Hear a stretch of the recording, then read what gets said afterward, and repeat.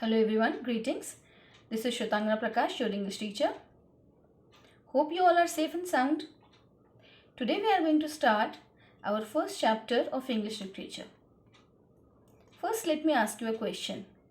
Have you heard of Paralympics? When I say the word disabled, what comes to your mind?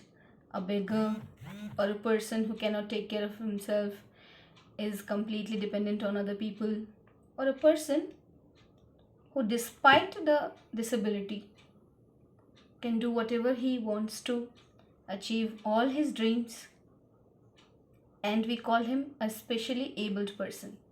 Think over it. I will tell you a story now.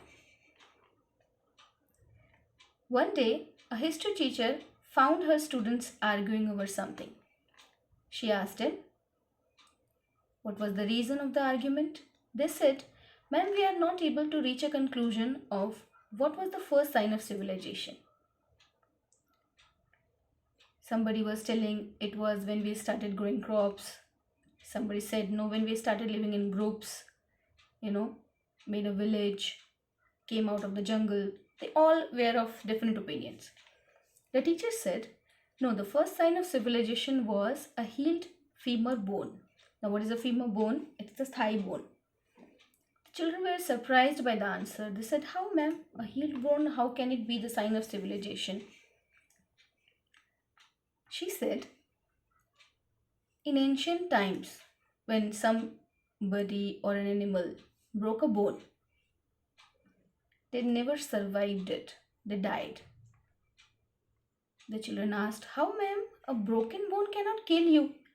She said, yeah, but you will not be able to get food for yourself, or you will be eaten by someone, or some animal will eat you, finish you up. So if somebody was able to live long enough to heal that bone, means he was taken care of. People transported him to safety, provided food while he healed, his wound was taken care of. So that is the first sign of civilization, when people started helping each other. So these people with disability, with the little help from family, friends and society, they can achieve more than us, or at least as much as us, according to the talent they have. The first lesson, which is Chuskit Goes to School. When you read this, you will realize what I just said was correct. This story is written by Sujata Padmanabhan.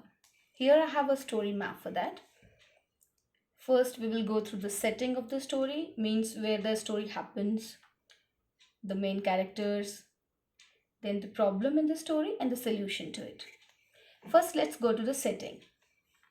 The story is based in Ladakh, in a small village named Skitpo Yul.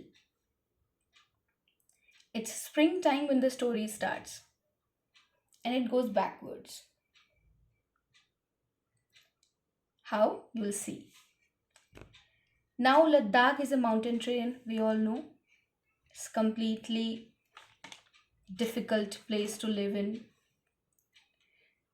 There are no roads which are easy to commute, especially in the villages. You'll find that the roads are uneven and there are small streams in the middle of the path. So Chuskit is the main character, the heroine of the story. The story starts with early morning when Chuskit wakes up, and she's very excited. She was hardly able to sleep last night. Why? Because this is her first day of school. And do you know what's her age? 9. Surprised? She's 9 and this is the first day of her school? Yeah. The reason is she was born disabled. She cannot walk. Her father, in her language, the language that is spoken in Ladakh, she called her father Abale. Now, when she was born and as she grew up, she was not able to walk. Her Abale took her to the local Amchi, the doctor who is trained in Tibetan medicine. He couldn't treat her. Then they took her to Ladakh, the main town, Leh, and the MBBS doctor also was not able to treat her. So, local medicine and a trained doctor, MBBS orthopologist, also was not able to treat her. So, she was bound to wheelchair. And she was very happy the day she got the wheelchair also. We take things for granted, right? For some people everything is a struggle. So she was bound to a wheelchair and she was very happy finally when she got the wheelchair. Her brother Stopdan was very excited because small children don't realize the pain attached to a disability. So he was thinking that this is something to play with, wanted to sit in it and do rounds of the place. Amale, her mother, she called her mother Amale in her language. She was also very relieved that she doesn't have to carry her daughter everywhere now. She used to sit in the kitchen window before she got the wheelchair and used to just look around.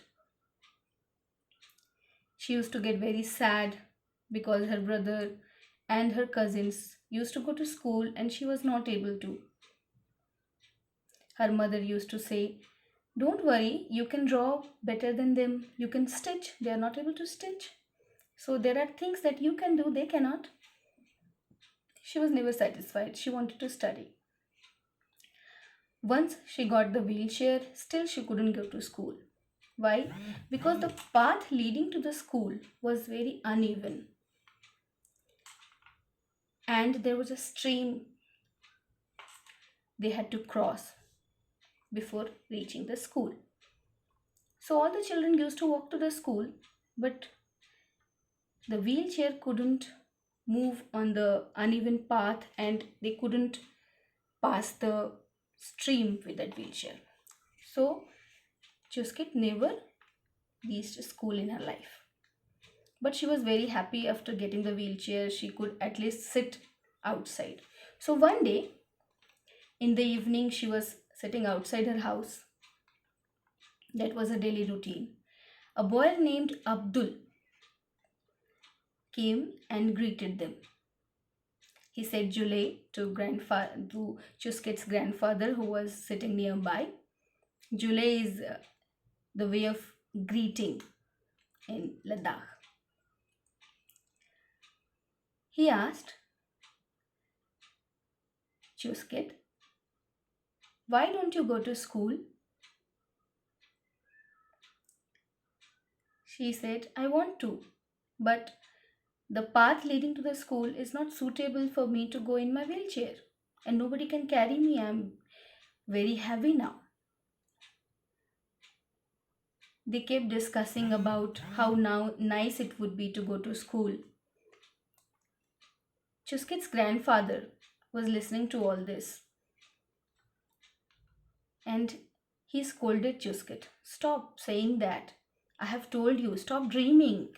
I have told you, you cannot reach school. You can never go to school. So stop dreaming about it.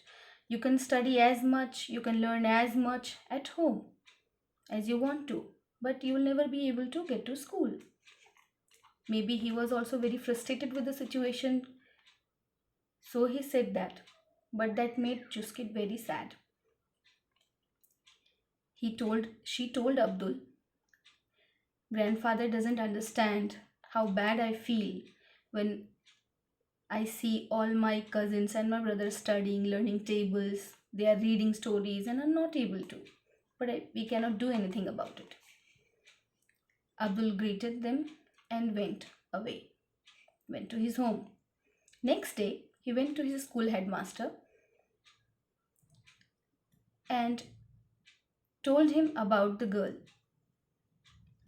He said, "Yeah, I know that girl. She's disabled." Abdul told him, "Sir, yesterday in class we read about the fundamental rights in civics period. And one of the fundamental rights of a citizen is right to education. Every child has right to education." And then I was thinking about Chuskit. What about her rights? She's not able to study because she's not able to come to school. This made the school headmaster think. He said, "Okay, I'll think over it and tomorrow we will discuss with everyone. And I assure you we'll do something about it." Next day he called a meeting. They all discussed how Chuskit can attend school. Someone told it is very difficult for a disabled girl. We don't have washrooms also. He said, now today they are making toilets also that are friendly for the disabled people.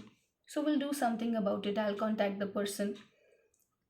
But first, we have to make the road leading to the school even and make a bridge on this stream that comes between the road leading to the school. So he divided the students in groups. Few students started picking up stones on the way and started making the road leading to the school from Chuskit's house even. Few helped the students making a wooden bridge on the stream. By evening, everybody was busy making the road even and making the bridge, and the headmaster was running around between the groups ensuring that everything went smoothly. When Chuskit's parents and grandfather saw them making that effort of making the road even so that Chuskit can come in her wheelchair and making that bridge so that she can cross the stream and reach the school, they were very happy. Her grandfather had tears in her eyes because he never dreamt that this day will come. In his heart, he also wanted her to go to school, but he never thought it will be possible. Chuskit's parents provided tea and biscuits to all the students and teachers and the principal. Everyone worked hard and made the path even, made the bridge, so the whole path for Chuskit to reach school was ready by the end of the day. So now you know why the story started backwards, because the story starts the day when Chuskit is finally going to school. Now you all will read the book, read it line by line and go through the story. I have just given you a brief of it. So the problem in the story was Chuskit couldn't walk. She has a disability. She moves around in a wheelchair and so she was not able to attend school because the way to the school was uneven and there was a stream in the path leading to the school. Then the solution was Abdul, who asked the principal's help, and all the students and the teachers with the principal ensured that the path leading to school from Chuskit's house was even and there was a bridge to cross the stream. Now this is the story. Go read the lesson. If you don't have the book yet, I'll send you the snap of the lessons. And in the next video, we'll solve the exercise. Take care.